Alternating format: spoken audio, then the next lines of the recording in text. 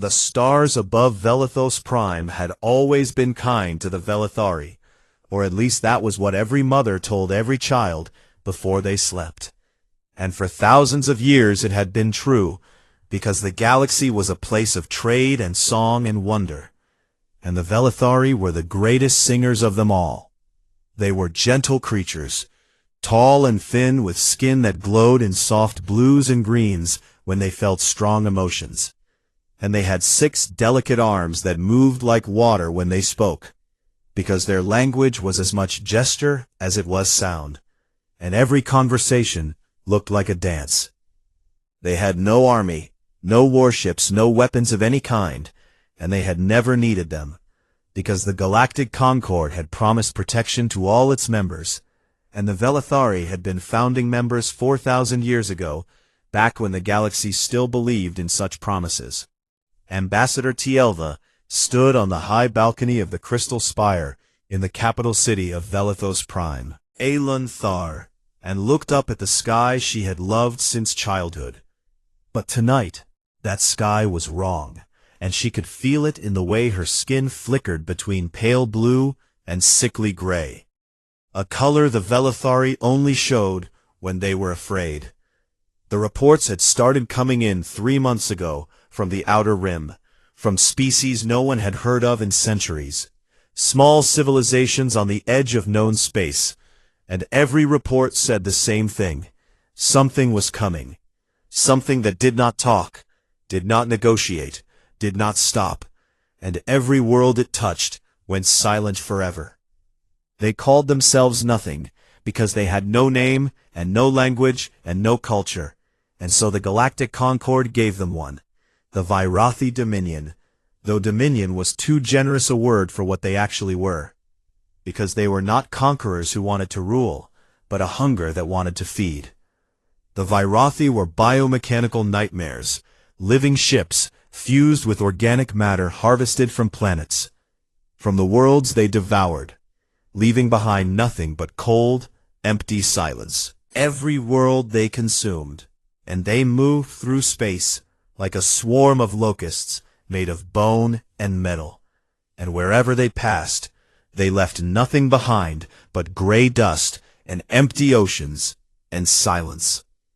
Tielva had watched the holographic recordings from the destroyed worlds, and she had wept for days afterward, not just because of the death, but because of how complete it was, how there was nothing left, not a tree or a fish or a blade of grass, just bare rock, stripped of every living thing, down to the bacteria in the soil. She had done what any good diplomat would do, and she had sent messages to every major power in the Galactic Concord, clear and desperate messages that laid out the threat and begged for assistance, because the Vyrathi were not heading for some empty stretch of space, but directly for Velithos Prime, and her people had no way to fight back. The responses came back one by one, and each one was a knife in her chest. The Tarani Federation, the oldest and most powerful civilization in the Concord, responded that their intelligence suggested the Vyrathi threat was likely exaggerated by regional panic, and that they would continue to monitor the situation with appropriate concern. The Khaleesi hegemony, who commanded the largest fleet in the galaxy, said they were currently repositioning naval assets for scheduled exercises, and could not spare ships for unverified frontier incidents. The Drakon republics, who had sworn a sacred oath to defend any Concord member under attack, sent a message so full of legal language and diplomatic hedging that it took Tielva an hour to realize it simply said no. Every door she knocked on closed in her face, and she realized with a horror that turned her skin ash-gray from head to toe, that the Galactic Concord was not a shield, but a piece of paper, and paper could not stop what was coming. The Vyrathi vanguard entered the Velithos system on a Tuesday, and Tielva stood on her balcony and watched the stars disappear one by one as massive dark shapes moved across the sky, blotting out the light like a hand closing over a candle. Her assistant, a young Velithari named Sorel, whose skin had gone completely dark with terror, came to her and asked what they should do. And Teal'c had no answer, because there was no answer, because you cannot fight a flood with poetry, and you cannot stop a fire with songs. The death hymns had already started in the lower city, the ancient songs her people sang when they knew the end had come. Beautiful and terrible melodies that rose up through the crystal towers like smoke. And Teal'c hated that she found them beautiful, because beauty should not be the last thing a civilization makes before it dies. She went inside to her office and sat down at her communications terminal and stared at the screen and felt the weight of 5 billion lives pressing down on her shoulders. 5 billion gentle souls who had never hurt anyone, and who were about to be consumed by something that would not even remember their names. And then she saw it, buried in the deepest layer of the communications archive, a frequency so old that it had been marked as defunct for 300 years, the Terran Emergency Channel. Humanity, the galaxy's most controversial species, brilliant and terrifying in equal measure, who had fought a civil war so devastating that it scarred 3 star systems and horrified every civilization that witnessed it, and who had then simply left, walked away from galactic society, and vanished behind a border that no one dared to cross. Everyone told stories about the humans, and the stories always ended the same way: be glad they are gone. Teal'c hesitated because she knew the stories, and she knew what humans were capable of, and she knew that calling them might be trading one monster for another. But then she heard the death hymns rising louder outside her window, of Velithari children who would never grow up, and she made her choice. She activated the frequency and spoke into the silence in Terran Standard, a language she had learned in school as a historical curiosity and never expected to use. If anyone still hears this, we are the Velithari, and we are dying, and the galaxy has turned its back on us, and we have no weapons, and no fleet, and no way to save ourselves. Please, if there is anyone left out there, help us. The silence that followed was so complete that Teal'c could hear her own heartbeat, and the death hymns outside, and the distant rumble of Virathi ships entering the atmosphere of the outer moons. She waited 1 minute, then 5, then 10, and she had almost reached out to turn off the terminal when a small light blinked on the screen. A single incoming transmission on a frequency that had been dead for 3 centuries. 2 words in Old Terran, stripped of emotion, stripped of everything except absolute certainty. Hold fast. Teal'c stared at those 2 words, and for the first time in months, her skin bloomed bright blue, the color of hope. And she did not know if she had just saved her people or doomed them. But she knew with every fiber of her being that something had changed, that something was waking up in the dark beyond the galactic rim, and that whatever it was coming, and it was coming fast. Beyond the edge of the galaxy, past the last charted star, and deep into a region of cold, empty space that every civilization had agreed to never enter, there was a place that did not appear on any map, because the beings who lived there had erased it on purpose. The Terran exclusion zone was not a border marked by buoys or patrol ships or warning beacons. It was simply a region where ships that entered did not come back.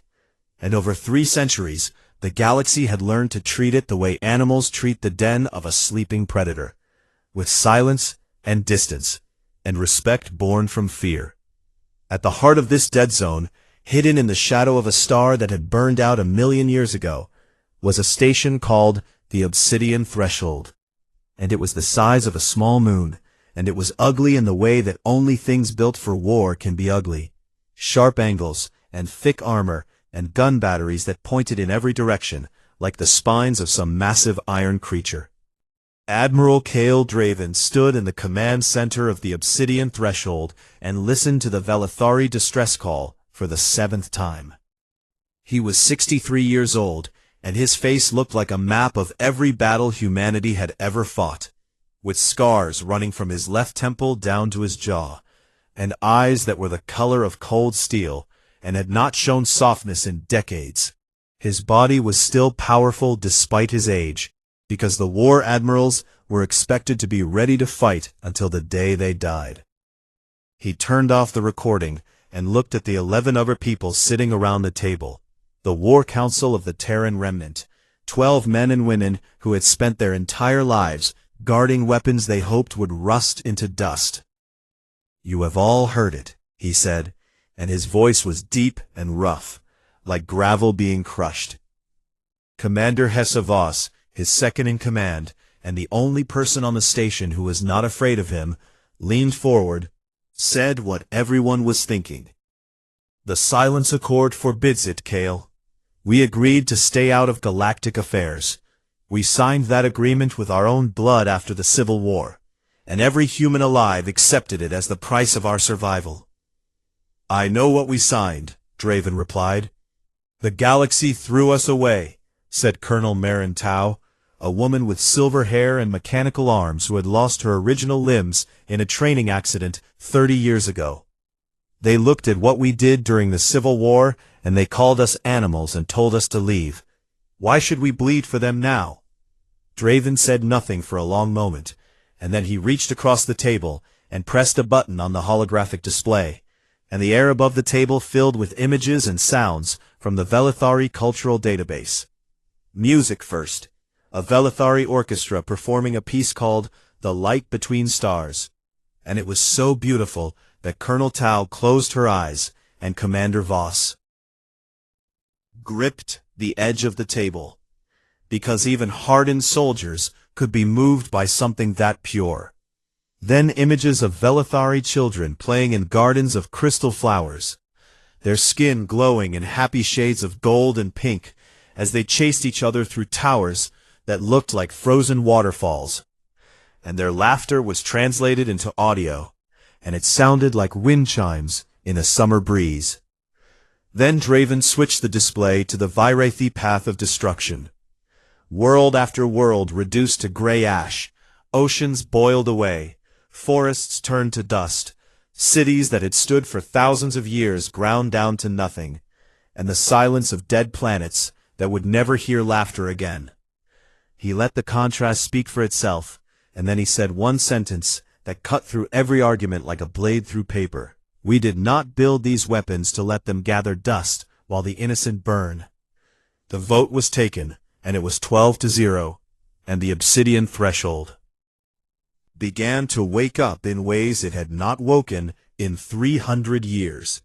Deep in the station's core, behind 17 blast doors and a security system that required the handprints and voice codes of all 12 council members, was the command center for Project Ember.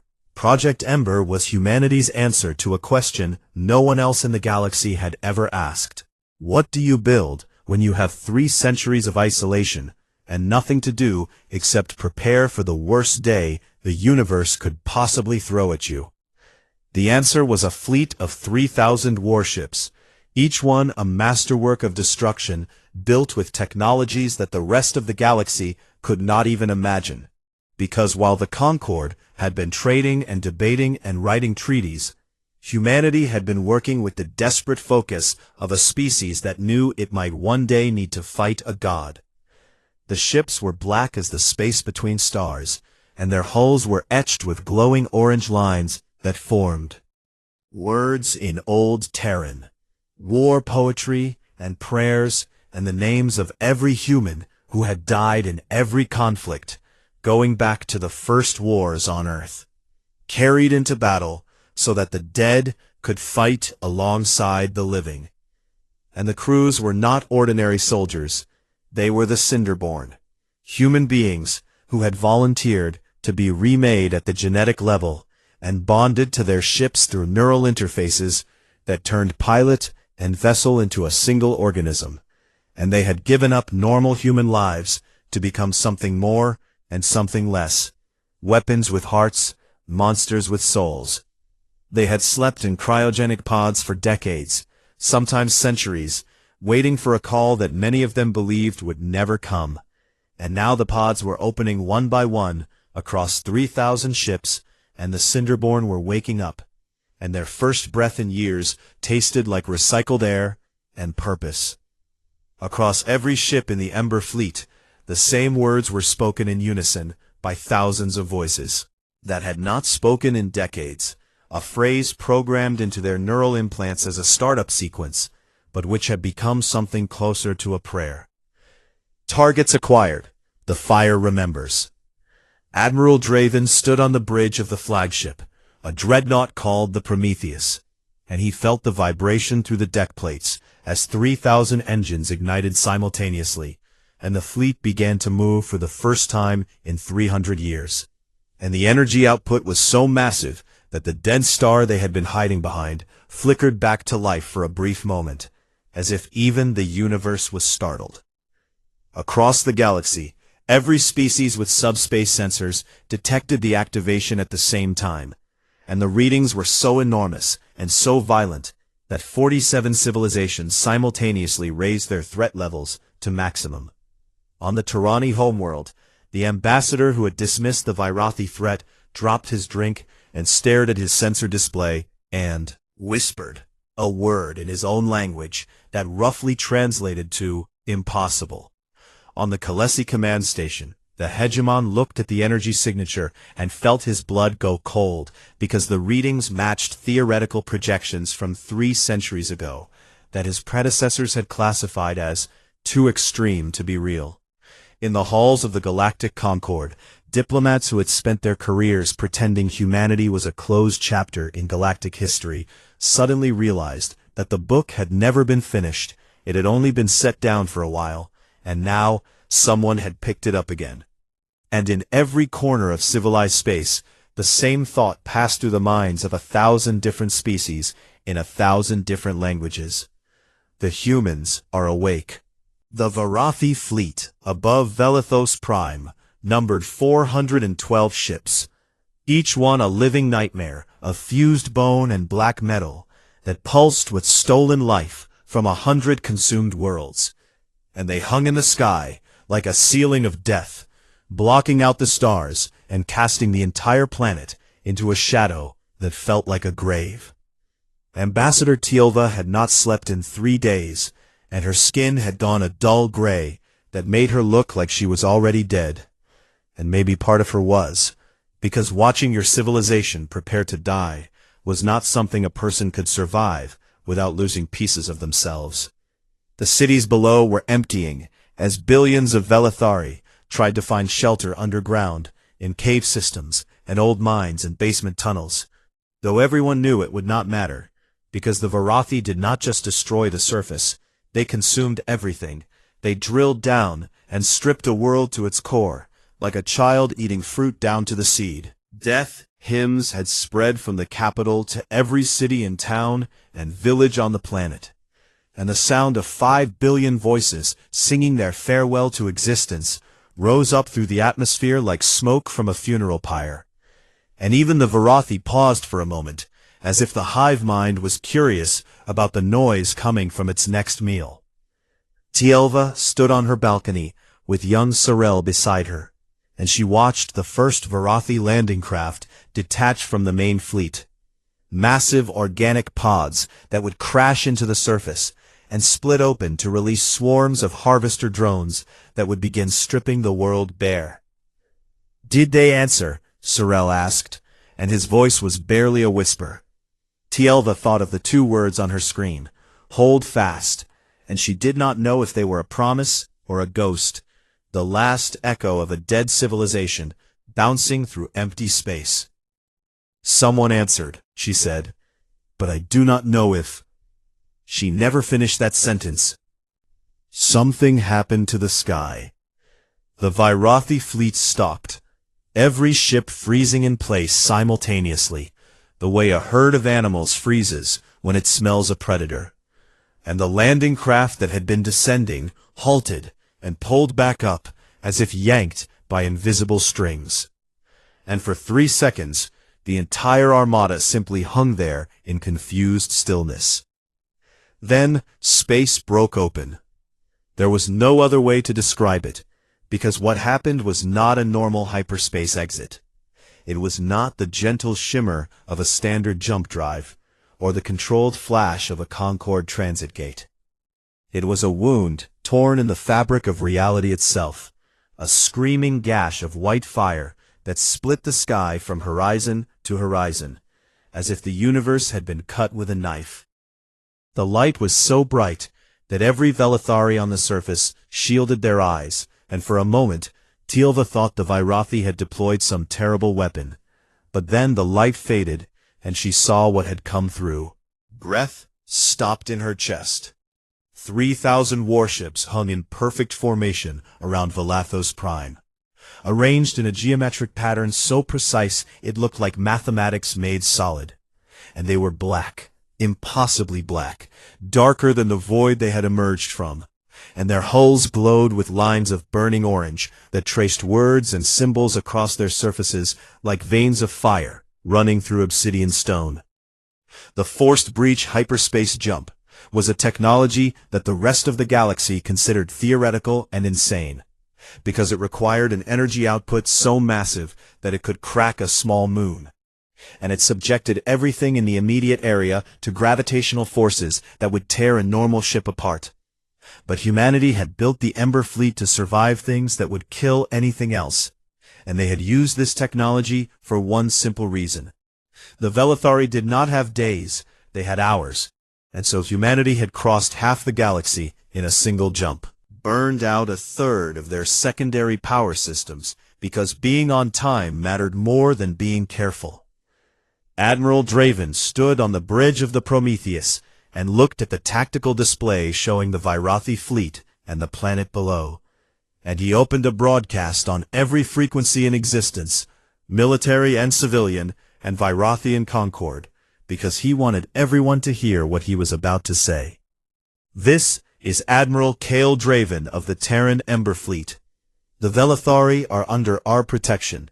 You have one chance to withdraw. There will not be a second. The message was translated into 4,000 languages and broadcast at a power level that overrode every other signal in the system.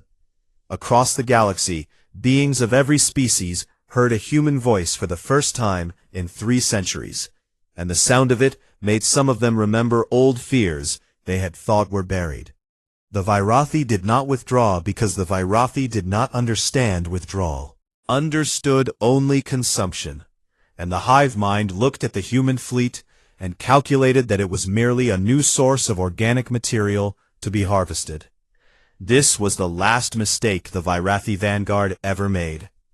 Draven watched the Vairathi reform into an attack pattern, and he felt something shift inside him, something old and heavy and terrible that every human carried in their blood, the inheritance of a species that had been fighting since before they came down from the trees.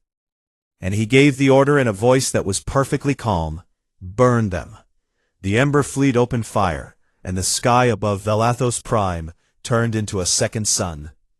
The weapons humanity had built during their exile were not like anything the galaxy had ever seen.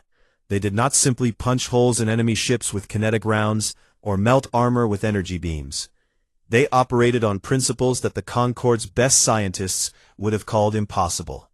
Molecular disassembly fields that broke matter apart atom by atom, gravity lances that crushed ships into spheres the size of pebbles, and plasma weapons that burned at temperatures found only in the cores of stars. The Cinderborn pilots flew their ships with a precision that bordered on supernatural. Because they were not merely sitting in cockpits pressing buttons, they were their ships. Every sensor was an eye, every thruster was a muscle, every weapon was a fist, and they fought with the coordinated fury of 3,000 predators who had been caged for 3 centuries and finally set free. The Vairathi tried to adapt, because adaptation was what they did. They evolved in real time, growing new armor, new weapons, new defenses, but for every adaptation they produced, the Cinderborn had already adjusted their tactics, because humanity had spent 300 years running simulations of every possible enemy. And the Vairathi were terrifying, but they were not unpredictable. Ship after ship after ship was torn apart. the Virathi biovessels splitting open and spilling their stolen organic matter into the void, like blood from a wound. And the orange glow of the Ember Fleet's weapons painted the sky in colors that the Velithari had no name for, because they had never needed a word for beautiful destruction.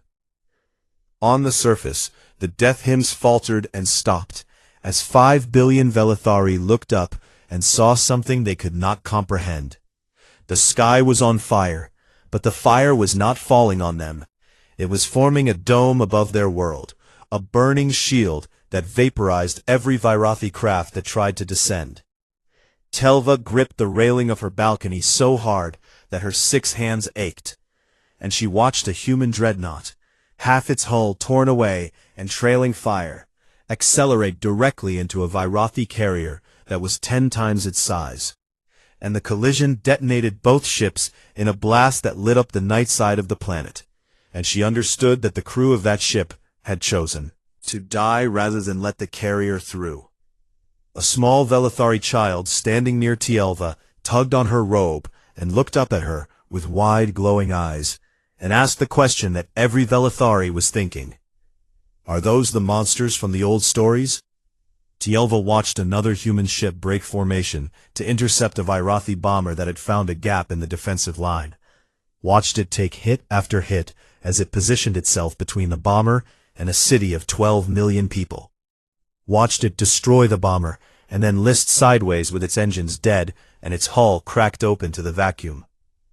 Yes, she whispered, and her skin blazed the brightest blue it had ever been, so bright that the child squinted. But tonight the monsters are on our side. The battle lasted 11 hours, and when it was over, there were no Virathi ships left in the Velithos system, not one, and the void was filled with debris and dust, and the fading heat of 400 dead enemy vessels. Humanity had won, but the cost was written in fire across the sky. 400 ember ships destroyed, 200,000 Cinderborn dead, each one a person who had given up a normal life to become a weapon, and who had fulfilled that purpose in the most final way possible.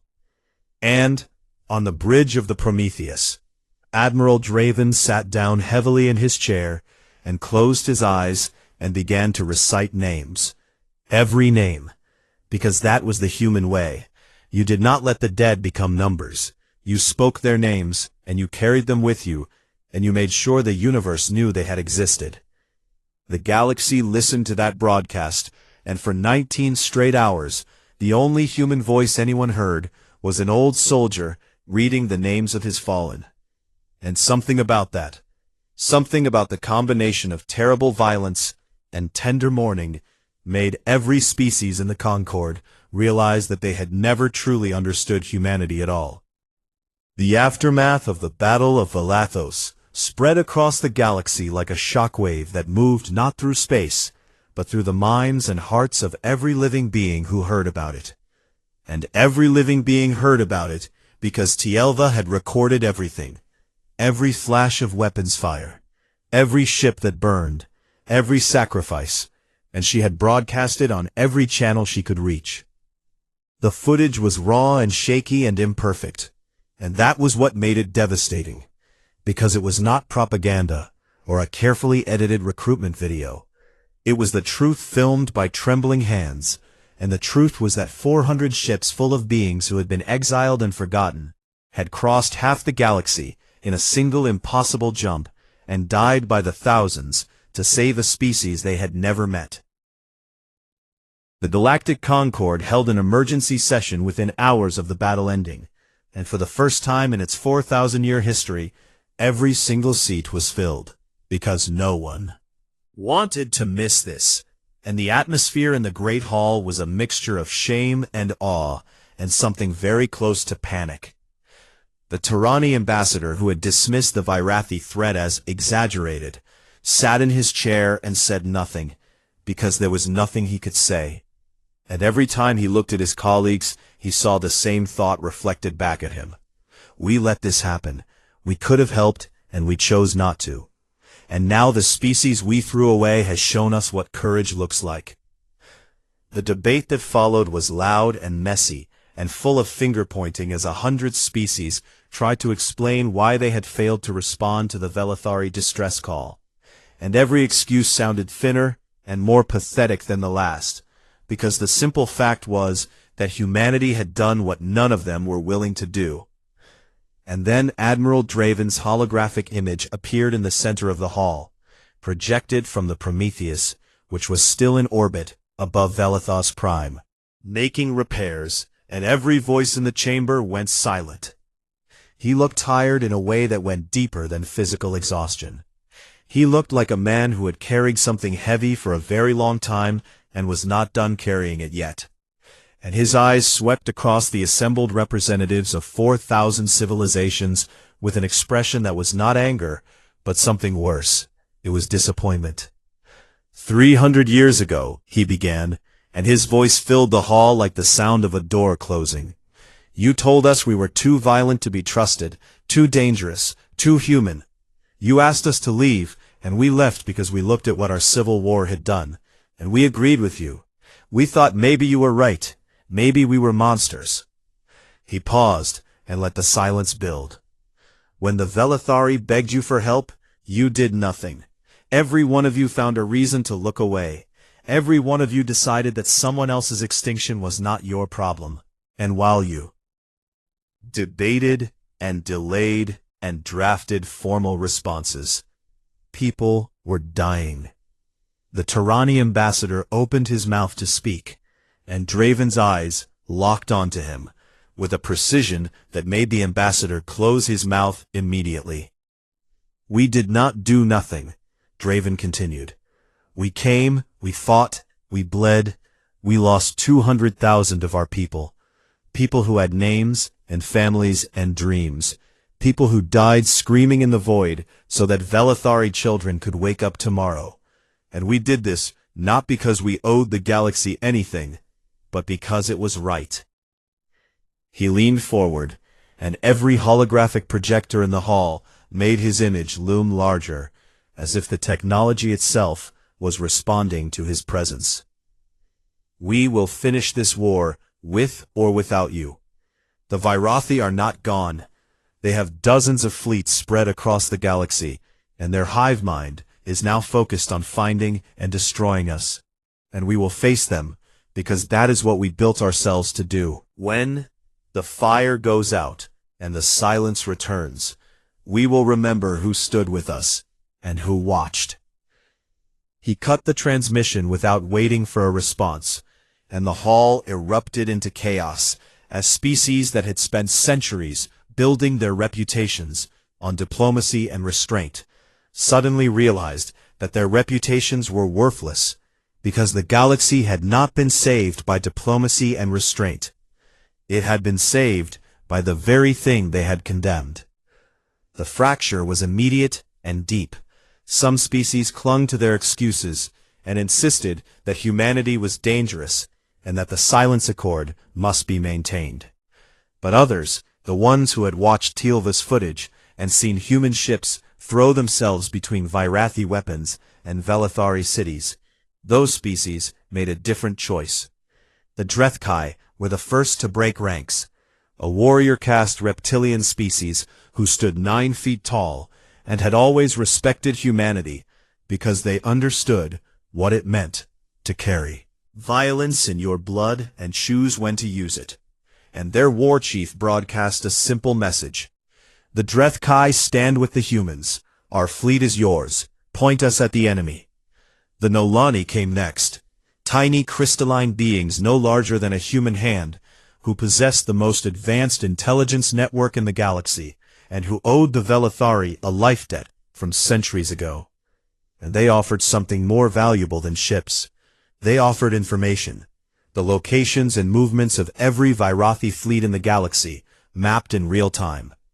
Then the Orath Collective joined, and the Fenari Shoals, and the Brightwing Migration, and dozens more, species large and small, who looked at the choice between standing with humanity or standing with the Concord, and chose the side that had actually shown up when it mattered. The coalition that formed was not the Galactic Concord. It was something rawer and realer. forged not in committee rooms, but in the fire of a battle that should never have been necessary. And at its heart were the humans who had never asked to lead anyone, but who had earned the right by bleeding first.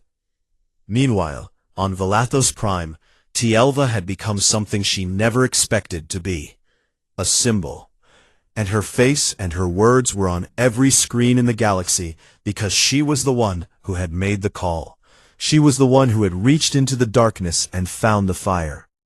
She received messages from billions of beings across thousands of worlds, some thanking her, some cursing her for waking the humans, some simply asking if it was true, if the stories were real, if humans were truly as terrible and wonderful as the footage showed. She answered them all the same way.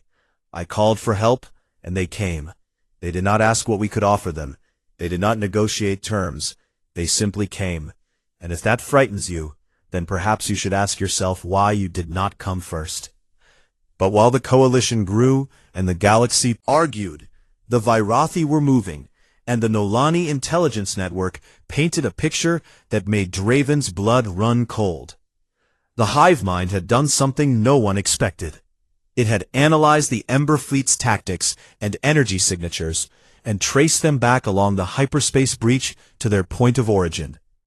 And now every Vairathi fleet in the galaxy was converging not on Valathos, but on the Terran exclusion zone. Because the hive mind had learned something from the battle. It had learned that the humans were the threat, and the Vairathi dealt with threats by consuming them at the source. Draven looked at the tactical map, showing 60 Vairathi fleets containing over 100,000 ships, all moving toward humanity's home, and he understood that the Battle of Valathos had been the beginning, not the end.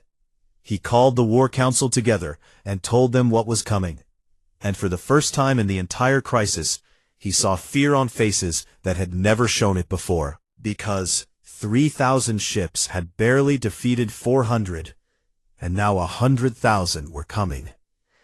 We cannot win this with the Ember Fleet alone, Commander Voss said, and it was not defeatism, but simple mathematics. Draven nodded, and then he said something that made every person in the room go very still. I know, that is why I am activating the pyre. The silence that followed was absolute, because everyone in that room knew what the pyre was, and everyone in that room had prayed it would never be used. Deep in the Terran exclusion zone, buried in the hollow core of a dead planet, was a ship that was not a ship. It was 5 kilometers long, and it had been built over the course of 2 centuries, using every piece of knowledge humanity had ever gained about warfare, going all the way back to the first stone thrown in anger on the plains of Africa. It was called the Pyre, and it was the final expression of human violence, an AI-driven, self-evolving engine of absolute destruction that existed for one purpose: to end conflicts so total and so terrible that nothing else could end them. But the Pyre had one rule built into its core that could never be overridden. It required a human mind to guide it. Not because the AI needed help, but because humanity had decided long ago that no weapon should ever till without a conscience behind it. That destruction without someone to mourn what was destroyed was not war, but murder. Draven stood up and looked at his council, and they all knew what he was going to say before he said it. I will fly it myself. Commander Voss grabbed his arm, and her eyes were bright with something that might have been tears, though she would have denied it. It is a one-way trip, Kale. He covered her hand with his, and for just a moment his iron mask cracked, and he was not an admiral, but a tired old man who wanted to rest. I know, but someone has to carry the fire, and I have been carrying it for a very long time. The largest fleet in the history of the galaxy assembled at the edge of the Terran exclusion zone, and it was a sight that would have been beautiful if it were not so terrifying. Thousands of ships, from dozens of species, hanging in formation like a wall of metal and light and desperate hope. The surviving Ember Fleet formed the core. 2,600 black warships with their orange runes glowing like embers in the dark, and around them spread the ships of every species that had answered the call. The massive stone-armored battle cruisers of the Drethkai, the shimmering crystal corvettes of the Nolani, the living wood frigates of the Fenari, and dozens more, each one different, each one here because they had chosen to stand rather than watch. On the other side of the void, the Vairathi were coming, and the sensor readings were enough to make the bravest soldiers in the fleet feel their stomachs drop, because the hive mind had gathered everything it had, 100,000 bioships moving in a single massive wave that stretched across light years. And at the center of the swarm was the Queen Mind, the central intelligence that controlled every Vairathi in existence, housed inside a living moon of fused chitin and harvested bone that was larger than most space stations. Kill the Queen Mind, and the swarm would collapse. Every Vairathi ship and drone and harvester would shut down like puppets with their strings cut, and the war would be over. But reaching the Queen Mind meant fighting through 100,000 ships that would die to protect it. Admiral Draven stood in the command center of the pyre, and he barely looked human anymore, because the neural interface had connected him to a ship 5 kilometers long, and his mind was spread across systems that no single brain was meant to contain. And it hurt. It hurt in ways that did not have names. But he held himself together through sheer will, because he was not done yet. He opened a channel to the fleet, and his voice came through with a strange double quality, partly the man he had always been, and partly something larger and colder. That was the ship itself. This is Draven. The enemy is coming, and there are more of them than there are of us, and the mathematics say we should lose. But mathematics has never understood humans very well. We do not fight because we think we will win. We fight because there are people behind us who cannot fight for themselves, and we would rather die standing than live knowing we did nothing. He paused, and when he spoke again, his voice was softer. To every species that came here today, you did not have to be here. You chose to be here, and that choice means more than I can say. When this is over, and the historians write about this day, they will not write about the humans who started the fire. They will write about the galaxy that chose to carry it. Commander Voss on the Prometheus wiped her eyes and pretended she had not. And then the sensors screamed as the Vairathi wave came over the horizon of known space like a tide of darkness, and the battle began. The opening minutes were pure chaos, as 100,000 Vairathi ships slammed into the coalition fleet like a fist hitting a wall. And the wall held, but it cracked, ships dying in clusters as the swarm found weak points and poured through them, and the void filled with fire and debris and the screams of breaking metal. The Drethkai fought like the warriors they were, their battle cruisers wading into the swarm with their heavy guns blazing, and their war chief roaring commands in a voice that shook the communications channels. And they held the left flank through sheer stubbornness and fury. The Nolani coordinated from behind the lines, their crystalline ships too fragile for direct combat, but their intelligence network feeding real-time tactical data to every ship in the fleet, finding patterns in the swarm's movements and predicting attacks before they came. The Ember Fleet fought the way only Cinderborn could fight, with inhuman precision and total disregard for self-preservation, their ships weaving through the swarm in patterns that looked like dancing and killed like avalanches. But it was not enough, because 100,000 was too many, and for every Vairathi ship that died, 2 more took its place, and the coalition fleet was bleeding, losing ships faster than they could adjust, and the lines began to bend inward like a bow being drawn. Draven watched the tactical display and saw the math, and the math said they were losing. "It is time," he said, to no one and to everyone. The pyre began to move. It did not fly the way normal ships flew, because it was not a normal ship. It unfolded like a flower made of black iron and white fire, its 5-kilometer hull splitting open and reconfiguring into something that looked less like a vessel and more like a weapon the size of a city.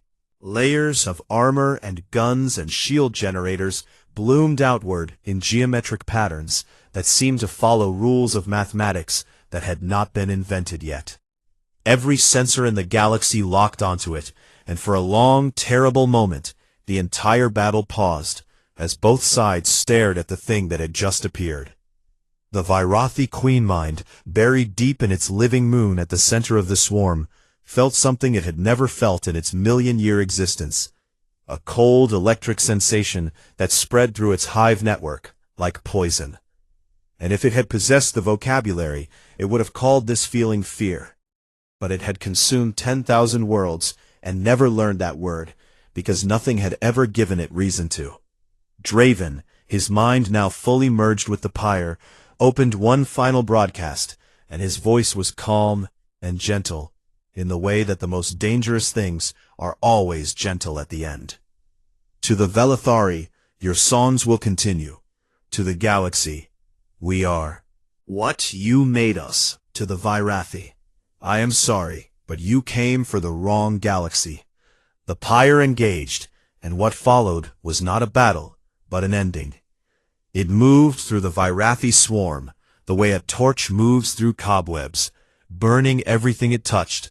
And it was not just the weapons that made it terrifying, but the intelligence behind them. Because the pyre learned, it adapted in real time, faster than the hive mind could evolve. And for every new defense the Virathi grew, the pyre had already developed 3 counters. And for every counter the swarm attempted, the pyre was already 5 steps ahead. Draven felt the Virathi dying by the thousands, and he felt each death because the neural interface did not let him hide from what he was doing, and it hurt, because even the enemy's death was still death. And humanity had built the pyre this way on purpose. They had made sure that the person pulling the trigger could never pretend they were not pulling it. Pyre carved a path through the heart of the swarm, a burning road of destroyed ships and scattered organic matter, heading straight for the Queen Mind. And the swarm threw everything it had at the advancing weapon, but nothing worked. Nothing slowed it down. Nothing even scratched its hull as it reconfigured its shields faster than the attacks could adapt. The Queen Mind tried to run, and for the first time in its existence, it ordered a retreat. But the pyre was faster. It was always going to be faster, because it had been built to end things, and the one thing it would never allow was for its target to escape. The pyre reached the living moon and did not slow down. It burned through the outer shell of chitin and bone, and burrowed into the core, where the Queen Mind pulsed with stolen life from 10,000 dead worlds. And then the pyre detonated every weapon system it had, simultaneously from inside. The Queen Mind died screaming on every frequency in existence, a psychic echo. Shriek that every telepathic species in the galaxy felt like a knife behind their eyes. And then it stopped, and 100,000 Virathi ships went dark at the same instant, their lights dying, their engines failing, their weapons going silent as the strings were cut and the puppets fell. The silence that followed was the loudest thing the galaxy had ever heard. The pyre, its purpose fulfilled, began to break apart, its hull cracking, and its systems failing one by one, as the enormous energies it had channeled tore it apart from the inside. And Draven felt his ship dying around him, and he felt himself dying with it, because the neural interface meant that the ship's death was his death. With the last of his strength he opened a channel to Velithos Prime, where he knew Telva would be listening, and he asked one question in a voice that was barely a whisper. Was the fire enough? And across the gulf of space, through tears that made her bioluminescent skin glow so brightly that she lit up the room like a blue star, Tilva answered, it was everything. The pyre went dark, and Admiral Kale Draven, the last war god of humanity, closed his eyes and let go, and the fire that had burned for 3 centuries finally went out, but not before it had saved everything worth saving. The war was over. In the years that followed, the galaxy rebuilt itself around a truth it could no longer deny, that the species it had feared and exiled and tried to forget had been the only thing standing between civilization and extinction. And the galactic concord dissolved because it had proven itself hollow, and in its place rose the Ember Compact, a new alliance built not on treaties and politics, but on a simple promise: never again would a cry for help go unanswered. Tilva became the first Secretary General of the Compact, and she gave the dedication speech at the memorial they built in orbit above Velithos Prime, a massive ring of obsidian, stone inscribed with the name of every being who had died in the war, human and alien, soldier and civilian. And the ring was so large that it could be seen from the surface of the planet below, a dark circle against the stars that would hang there forever. She spoke of how the galaxy had feared humanity for their violence and exiled them for their rage, and how that same violence and that same rage had been the thing that saved them all, not because violence was good, but because there were times when the only answer to darkness was fire, and humanity had been willing to burn so that others could live in the light. Her final words, spoken in a voice that carried across 1,000 worlds, became the motto of the Ember Compact, and were carved into the memorial ring in letters that glowed the same orange as the runes on human warships. They answered with fire, and in that fire we found our dawn. The story might have ended there, but it did not. Later, a young human girl visited the memorial with her school class, and she walked along the Great Wall of Names until she found the one she was looking for, and she traced the letters with her small fingers. Kael Draven. She had never known war. She had grown up in a galaxy at peace, and she hoped with all her heart that she would never see the fire that her great-grandfather had carried. But she knew, as every species in every corner of the galaxy now knew, that if the darkness ever returned, if something came out of the void to threaten the worlds that laughed and sang and loved and lived, the fire would be there. Because the fire always remembered, and it always would.